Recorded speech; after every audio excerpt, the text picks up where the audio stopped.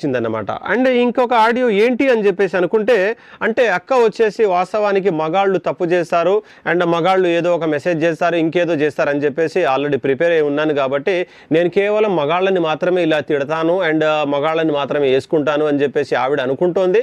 And అదే నిజమేమో అని చెప్పేసి నేను అనుకున్నాను. కానీ వండర్ ఏంటంటే అది మాత్రమే కాదు, అక్కలో కేవలం మగాళ్ళ మీద మాత్రమే దాడి చేయదు. అండ్ దాని తర్వాత తెలిసిన ఇంకొక ఆడియో చెప్పాను కదా, అది కూడా వినండి.